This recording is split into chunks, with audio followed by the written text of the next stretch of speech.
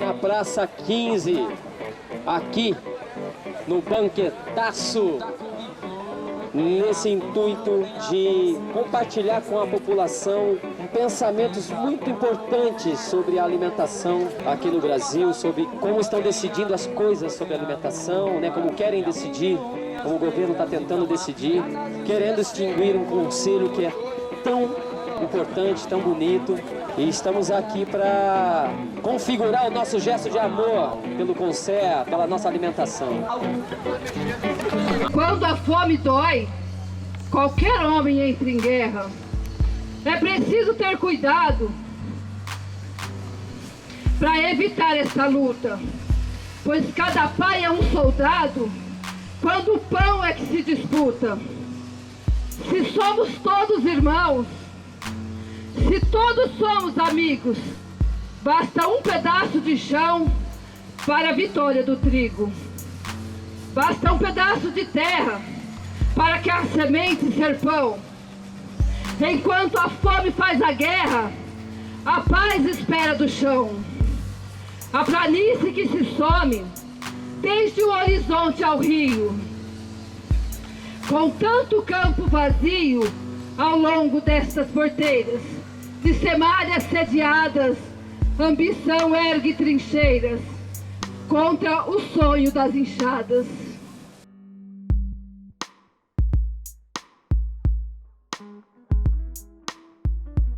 O Banquetaço é um movimento de cozinheiros, chefes de cozinha, nutricionistas, agricultores e outras pessoas que começou em São Paulo, na época daquela história maluca da farinata do Dória.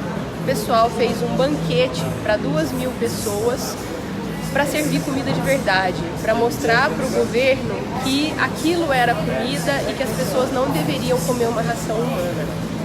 E o pessoal do grupo do Banquetaço vem se reunindo durante o tempo para poder fazer esse tipo de manifestação que envolve sempre a alimentação. O Banquetaço está acontecendo em quase todas as capitais brasileiras. O objetivo principal é a manutenção do CONSEA, do Conselho Nacional de Segurança Alimentar, em nível federal. Em Ribeirão Preto vamos ter 4 eixos de diálogo. Então nós vamos aqui falar de produção agroecológica, vamos falar de acesso à alimentação adequada e saudável, vamos falar de saúde, educação e cultura em relação ao alimento e vamos falar de direitos humanos, participação e controle social.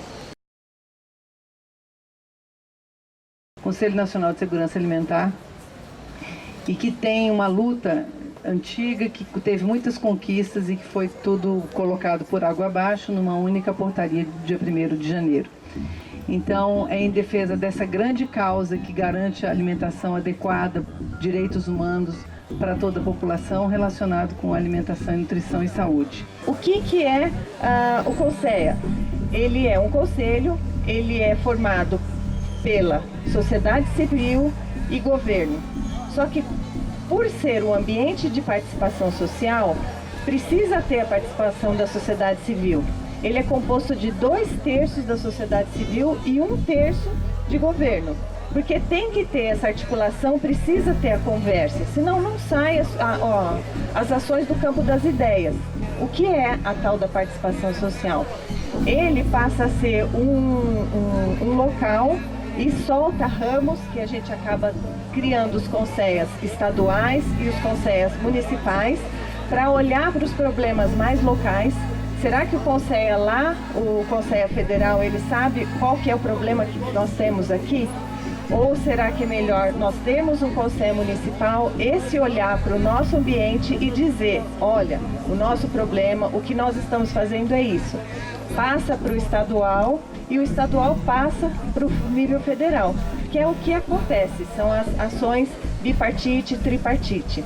E o CONSEA era um espaço de formulação, de fiscalização, de apoio às políticas públicas nesse campo de garantia da segurança alimentar e nutricional e do direito humano à alimentação adequada. E quando a gente fala alimentação adequada hoje em dia, Isso é tão usado, essa palavra é tão gasta, né, em termos de alimentação saudável, tudo é saudável. Se você for no supermercado, você vai encontrar trocentas etiquetas de saudável, de adequado, de equilibrado, etc.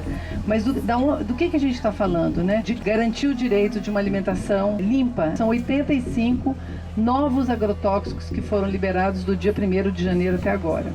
Dentre eles, tem vários que são proibidos em muitos lugares do mundo, né? E aqui está liberado, possivelmente sem controle. Então nós somos o primeiro país do mundo que consome mais agrotóxico. Isso tem um custo para a saúde, um custo para a vida. Esse espaço, né, de participação social, o que ele permite?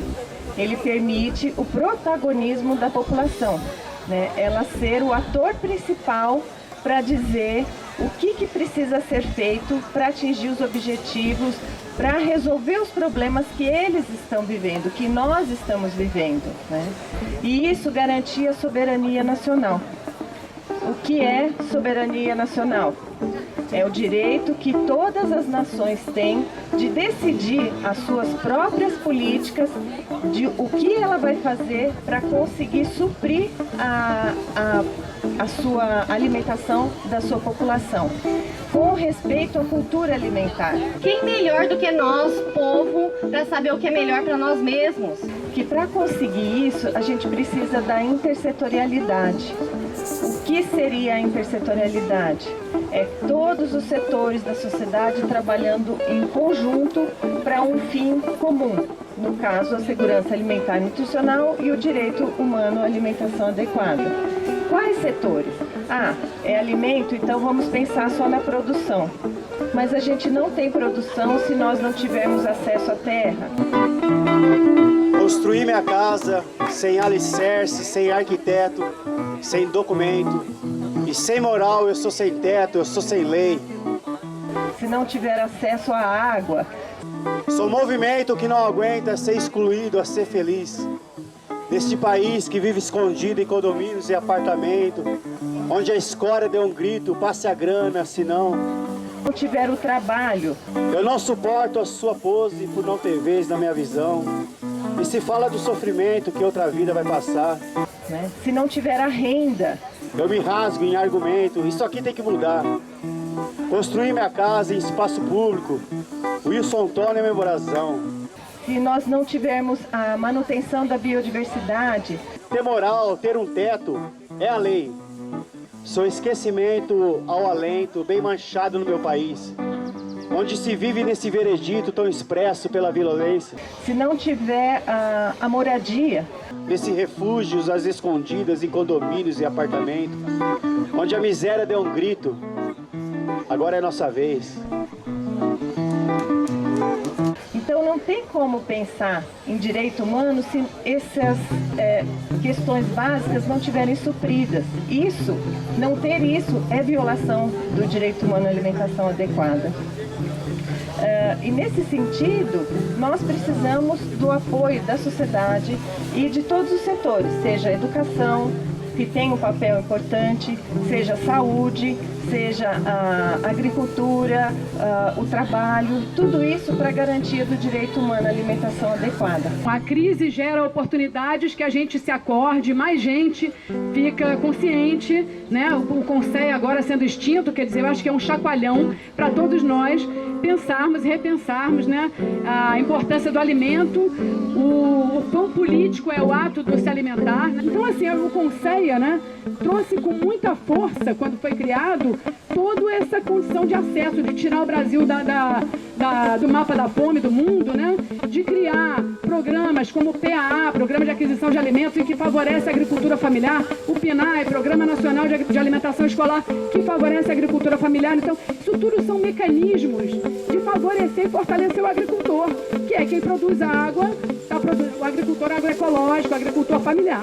Tem que ficar claro que essa extinção do Conselho é um golpe contra toda a luta de mais de 20 anos por alimentação saudável, agroecologia, soberania alimentar, né, segurança nutricional. Então isso foi um golpe contra a classe trabalhadora e a classe envolvida na questão da alimentação saudável. Não é só ato político, é ato cultural. As escolhas que eu faço para a minha alimentação. Então, pensar a comida como arte cultural é, primeiro, identificar o que é a nossa raiz, identificar qual era a comida dos nossos ancestrais, qual era a comida produzida, nativa da nossa região. Como é que o homem, na medida que ele foi mudando para as cidades, ele foi perdendo a sua identidade e as suas raízes. Quando eu faço opção por comer mandioca, como eu faço opção por comer pequi, que é aqui do Cerrado, ou outras comidas que são da nossa região e não aquelas que vêm de uma outra cultura, as pessoas falam assim, ah, pequi é um negócio muito exótico. Para mim, exótico é kiwi que veio de fora e que eu passei a consumir como se fosse do meu cotidiano. Conceia, né, por exemplo, tem esse papel também de favorecer produtos da biodiversidade. Por que a soja é a soja? A soja está no mundo inteiro. Né? Eu costumo falar, gente, soja tem no mundo inteiro. China planta soja, Canadá planta soja, Estados Unidos planta soja. E a gente planta soja e tirou todo o nosso cerrado para plantar soja. Para quê? Para virar ração para gado europeu. E pequi só tem aqui. Quer dizer, a gente tira o pequi para plantar um negócio que tem no mundo inteiro, que vira commodity, que vira assim... Então é muito triste, assim, é lastimável a gente não se orgulhar da gente ser o país campeão de biodiversidade do planeta e se alimentar da nossa biodiversidade. Então, ao se alimentar da biodiversidade, a gente chega no sistema de produção que é a agrofloresta. Tum, tum, bate o coração da terra. Tum, tum, bate o coração da terra. Tum, tum, tum, tum, meu coração junto com ela. Tum, tum, tum, tum, meu coração junto com ela. A gente concebe a agrofloresta algo assim, imitação dos processos da natureza, produzindo alimentos e acelerando um processo restaurativo. Quer dizer, se a floresta, você, né, eu costumo falar, você deixa aqui essa grama, vai embora, ninguém intervém. Em anos você chega aqui, tem uma floresta ali. A agrofloresta visa assim, acelerar isso, né? Então vai formando um solo muito mais rico, gordo, cheio de matéria orgânica, árvores diversas e tal, mas a gente insere o que a gente quer de alimento. E aí, por exemplo, tem um processo natural que é o vento. Aí caem vários galhos, a gente vai e reproduz isso com podas, né? Tem um processo natural que é a árvore, todas as árvores jogam muitas sementes na terra, algumas vingam, aí vem a seleção natural, que são formiguinhas, besourinhas, vão comendo algumas ficam. Então a gente reproduz isso plantando muito denso, né? Planta de semente, bastante, porque aí o processo natural, ou seja, os insetos podem participar e a gente também. Então seria, assim, uma agricultura que inclui o ser humano na participação das decisões, mas considera todos os outros seres vivos também participando do ambiente. Então, traz fortemente uma visão biocêntrica. Tira o antropocentrismo, que o homem é o rei, é o centro, é quem decide tudo. Coloca o ser humano lá, pequenininho, igual formiga, para participar do ambiente. Então, cria água, cria vida, cria biodiversidade com processos produtivos e cria um ambiente muito mais rico e saudável. Nós pagamos um preço. Quando você trabalha com agricultura artificial, você traz nutrientes de fora e você confia que só a química e os nutrientes de fora é que vão fazer a terra produzir. No entanto, no sistema de agrofloresta, quem faz a fertilidade da terra são as minhocas, são os micróbios, são os seres vivos e mais toda aquela vida que está nas árvores, que está acima do solo, né? Então por isso eu não falo nem fertilidade do solo, mas fertilidade do ambiente. Agradeço a força da terra, a força da água, do fogo e do vento. Que se nós tiramos esse sistema fértil e trocamos por uma fertilidade artificial, certamente faltarão nutrientes e seremos doentes. Somos um país doente. Nós somos um país doente porque não tem nutrientes, porque os nutrientes estavam na floresta e não tem mais nutrientes para os nossos corpos. É isso que nós queremos? Nós queremos o deserto? Será que nós queremos secar o Guarani? Nós queremos secar os nossos rios? Todos os rios estão secando. Nós temos que fazer uma agricultura que é muito mais produtiva do que a agricultura artificial que se faz. O índio sabia sobre as relações, sabia por veneração. A regra da vida, gente, é a cooperação. todos os cidadãos dessa região deveriam estar se questionando, porque a gente está aqui no meio de um mar de cana, né? E aí essa cana vai para quem, gente? Né? Assim, o açúcar que a gente come vai para onde, né? Alimenta a gente mesmo, né? E aí vem esse discurso do agronegócio também, mas aí não vai dar para alimentar 8 bilhões, né? Produzindo agroecológico, dá, e dá com certeza.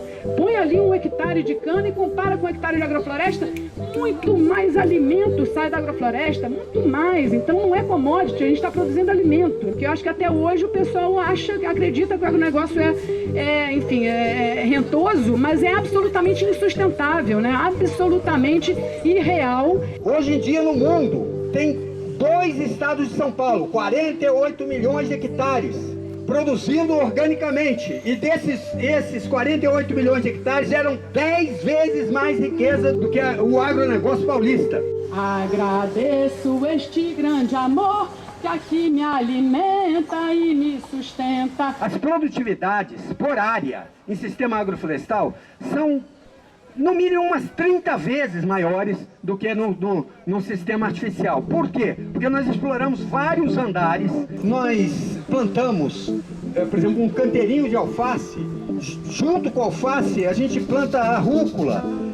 Seria uma monocultura de alface, no entanto agora tem alface, rúcula, e aí em cima tem a berinjela, e tem milho mais no alto, e na sucessão lá vem mandioca. Ao lado tem árvores que buscam a água das profundezas do solo e levam para as profundezas da terra, e como a gente planta com vários andares, o andar de baixo busca a água de mais raso e atrai a água de cima, porque a água refresca, e as chuvas vão para aqueles lugares que estão frescos. A floresta se chama chuva, é uma sabedoria milenar. Tem alimento para alimentar o mundo inteiro, sem contar que grande parte do Brasil não é alimento, é commodity, é alguma coisa para alimentar um povo europeu e tem aquelas escolhas que a humanidade vai ter que fazer. Quando o sol se derramar em toda a sua essência, que você alimenta quando se alimenta?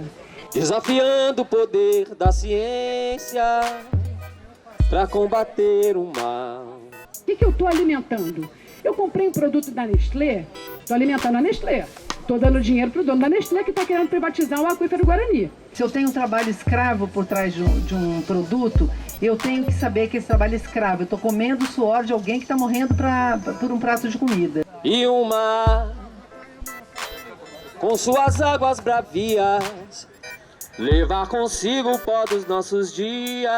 Eu estou comprando do seu Zé das Couves lá do assentamento, eu tô então alimentando uma agricultura familiar que está produzindo via agrofloresta. Vai ser um bom sinal. Famílias e famílias assentadas, viabilizando suas vidas através da sua produção. Quer dizer, então o que eu estou alimentando quando eu estou me alimentando? Os palácios vão desabar. E quando eu como uma fruta, o que eu vou fazer com aquela semente, que não é um caroço, é uma semente? Sob a força de um temporal. Eu vou dar um jeito de botar numa terra, mas não vou misturar com plástico dentro do lixo, não. E os ventos vão sufocar. A gente vai voltar a ser dispersor. O barulho infernal, né? Dispersor de sementes para a gente voltar ao nosso papel, nosso papel biológico no planeta. Os homens vão se rebelar dessa farsa descomunal. Por que tem uma farmácia em cada esquina e não tem feiras agroecológicas em cada esquina? Né? Assim, a feira agroecológica é a nossa farmácia. Vai voltar tudo ao seu lugar, afinal. Faça do seu alimento seu remédio e do seu remédio seu alimento, né? Vai resplandecer, uma chuva de prata do céu vai descer. De onde está vindo o que você põe no seu prato todos os dias? O esplendor da mata vai renascer. É, da pessoa que produz na sua cidade? E o ar de novo vai ser natural. Ou é algo que veio de muito fora? Ou é algo que você comprou industrializado porque ficou mais fácil para você? Vai florir. Utilizar a alimentação aqui da região, a cultura alimentar da região. Cada grande cidade o mato vai cobrir. O produto, ele acaba sendo mais em conta porque não tem, por exemplo, o custo do frete. ele é mais fresco. Das ruínas um novo povo vai surgir. Ele é mais nutritivo porque não perdeu os nutrientes, não faz muito tempo que foi colhido. E vai cantar afinal. E aí você vai comprar um alimento de outro estado. As pragas e as ervas daninhas, as armas e os homens de mal vão desaparecer nas cinzas de um carnaval.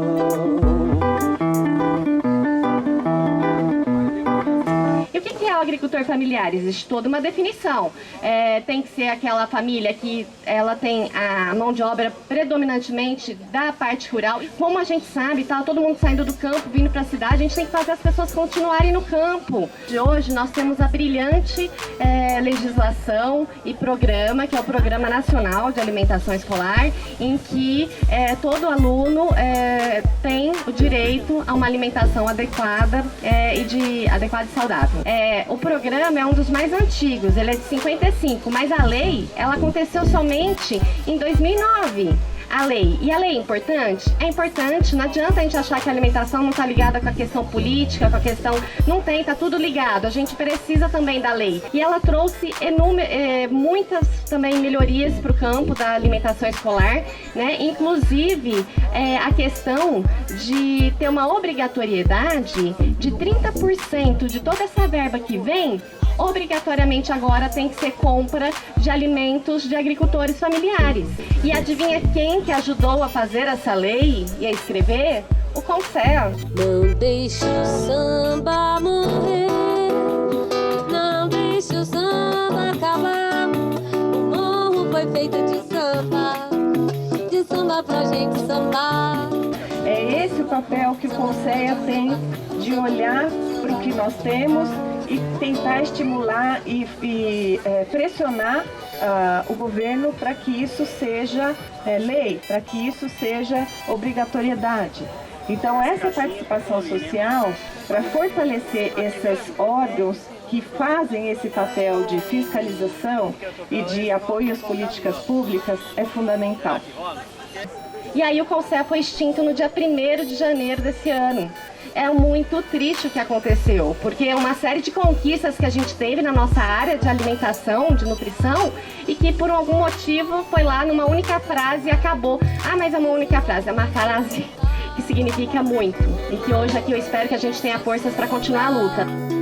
De samba pra gente samba. A samba, a samba, samba, samba, a samba, samba, samba, samba, samba, samba. Logo mais a gente vai ter que sair em defesa da lei do Programa Nacional de Alimentação Escolar. Até porque o plano é acabar com todas as estruturas democráticas que se transformaram em lei. Os programas acabaram, agora a lei é mais difícil, então mas já está na mira dessa política atual. Já traz dizendo que 85% da alimentação do brasileiro vem da agricultura familiar, não é do agronegócio. Então, assim, para a gente ter bastante clareza com isso e a gente poder, na forma que a gente conseguir, favorecer a agricultura familiar, que é quem produz alimento. Então, alimentar-se é um ato político de defesa da vida. Então você tem que saber que você comprando do agricultor familiar, você comprando direto do produtor do assentamento, você está alimentando uma estrutura social transformadora. Então você está transformando a sociedade com o que você come. Essa questão do acesso à alimentação saudável não é só para o seu corpo não, é para o corpo social. A concentração de terra, ela é um dos pontos principais. Vocês esperam uma intervenção divina, mas não sabem que o tempo agora está contra vocês. Que ponderam na questão da construção da alimentação da sociedade, principalmente no Brasil. Vocês se perdem no meio de tanto medo de não conseguir dinheiro pra comprar sem se vender. A gente tem 1% das propriedades, dos proprietários, controlam 45% da área rural do Brasil. E vocês armam seus esquemas ilusórios, continuam só fingindo que o mundo ninguém fez. Então 45% de todo o território rural agricultável está na mão de ruralista. Mas acontece que tudo tem começo. Se começa o dia acaba, eu tenho pena de vocês. O movimento Sem Terra é absolutamente comprometido com o desenvolvimento da agroecologia e com essa ideia de que ser sem terra significa que nós somos contribuintes para a terra. Nós é que a nossa função não é ser dono da terra, a nossa função é participar da vida. A reforma agrária, além de ser uma questão social, quer dizer, uma resolução de um problema social e tal, é também ambiental e agroecológica, quer dizer, então, maravilhoso. Então a gente quer que essas experiências exitosas vão, né, sendo replicadas e espalhadas e difundidas. Quantas pessoas em Ribeirão Preto será que têm o conhecimento de que milhares de pessoas vêm a essa região aqui para aprender e ver uma maneira de fazer agricultura que faz os rios voltarem a nascer, que faz o lençol freático que dá água a Ribeirão Preto voltar a subir, porque ele desce 1 metro a cada ano, por causa desse deserto que se criou em volta da cidade. E ao mesmo tempo purificando o ar, controlando o clima, sequestrando carbono para o planeta inteiro e tornando o clima de Ribeirão mais ameno, mais fresco. Aquecimento global é mesmo. Sobe 1 grauzinho, sobe 2 grauzinhos, deixa de chover em janeiro e chove a chuva de janeiro em fevereiro, que é o que está acontecendo, e aí você perde tudo. O milho que a gente plantou em novembro não deu. Então o alimento está tudo ligado, tudo muito ligado, né? Então não tem floresta, não tem água, aquece o clima, não produz, né? E por aí vai. E a gente vendo o quanto o agronegócio ainda está completamente alheio a isso tudo, quer dizer, achando que não tem nada a ver, né? Que todo ser humano no planeta possa ter direito a essa mesa que eu tenho. Eu não posso estar feliz comendo bem se eu sei que alguém não está comendo bem. Isso é muito assim, como é que as pessoas não sentem, né? Então, a gente chacoalhar as pessoas, gente, sejamos mais solidários, não é possível que você está comendo um pratão de comida e o outro não está com nada, não é possível isso ser natural. O país e o mundo foi tomado pela máquina mercante. Tanto negócio e tanto negociante. A máquina mercante tem seus próprios interesses, mas nós, a população, queremos vida, queremos saúde. Então é por isso que nós precisamos de conselhos.